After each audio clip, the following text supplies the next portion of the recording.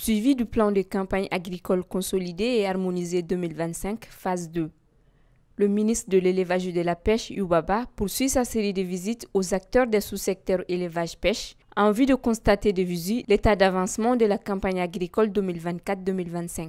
Cette présence auprès des acteurs permet aux premiers responsables du département de mesurer le potentiel de croissance et de transformation du secteur pour l'économie nationale. Ce jeudi 24 avril, à la tête d'une très forte délégation, il a sillonné la région de Dioula. Premier point de chute, la ferme de Tigida Sampi, dans le village de Kokoum, à 70 km des Antigua. La délégation visita les installations bâties sur 5 hectares. Ici, la production de volailles s'élève à 10 400 sujets, pondeuses et chairs, avec une capacité de 500 alvéoles d'œufs par jour. La ferme contient également 4 packs de grossissement de poissons. Tigida ka ferme na chè be ano jege be an papaye be an be un peu de tout ke donc sagaw bambolo mishu fana bambolo be ferme bara la nyina ya sanduwe ni ferme bara ndamne au début ma deme soro parce que nyera di bara ke pendant presque 4 ans après et pas de ndeme après prapsi a continuer nyolu ka bénéficie soro sinon no te ma bénéficier soro foro kono ya. Au jour d'aujourd'hui, j'ai 32 personnes qui ont installé les fermes. Mais moi, je suis les journées bara fanana. Donc, à Kadine, femme, il y a problème au Djiko Galea. Donc, c'est quand demain, ani aliment ko Galea ubana. Donc, nous, c'est quand demain là. Demain, c'est qui a wardi mohoma. Demain, il visiter me bébé encourager ni bébé demain de neka haklnana. Par la suite, le ministre et sa délégation se sont rendus à la ferme avicole de Moussa Togola, située dans la commune de Guénieka. Ici, on compte 4400 sujets pour une production journalière de 250 alvéoles d'œufs. Alors, déjà, je remercie Monsieur le ministre de passer nous voir. Ça fait vraiment plaisir parce que je sais qu'il a beaucoup de choses à faire. Et le fait qu'il passe nous voir, ça prouve qu'il pense à nous. J'ai fait le choix de revenir au Mali, en sachant que quand on a vécu très longtemps en Europe, pour revenir au Mali, c'est plus qu'un choix. C'est une conviction personnelle. C'est aussi pour essayer de créer des emplois. Donc, on est là, ça fait à peu près 4 ans. On est dans l'aviculture, dans les poules pondeuses. On a commencé à peu près avec 1000 sujets. Aujourd'hui, on a une capacité de 16 000. Et on a aussi une unité de transformation d'aliments pour volailles. Et là, on est en train de se diversifier vers l'industrie. On a installé une machine pour fabriquer des alvéoles en carton. Donc voilà. En tout cas, moi, je suis très content d'être là.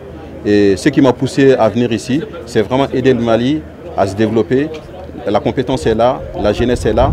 Et nous qui avons vécu à l'étranger, si on peut venir investir dans notre pays d'origine, il ne faut pas hésiter à le faire. Moi, je suis là maintenant, ça fait à peu près 4-5 ans et je ne regrette pas. Et ça me prouve aujourd'hui, la venue du monsieur le ministre me prouve que j'ai fait le bon choix. Malheureusement, je n'ai pas eu forcément d'appui, mais j'ai été accompagné quand même par le service d'élevage de Fana. La série de visites s'est achevée sur le site du système hydraulique pastoral aménagé par le gouvernement du Mali à travers le projet PADEL-M. Ce système va permettre l'abreuvement des animaux. Le château, c'est 20 mètres cubes. La capacité, c'est 20 mètres cubes. La construction de ce château a été motivée d'abord par la demande pressante de la population qui a été adressée au service technique parce qu'il fallait puiser de l'eau dans les puits. C'est fatigant, ça demande du temps, de l'effort. Et souvent, les gens ne sont pas en mesure d'abreuvoir les animaux à hauteur de souhait. Alors qu'ici, quand les animaux viennent, les abreuvoirs sont remplis, les animaux s'abreuvent très facilement et puis à suffisance.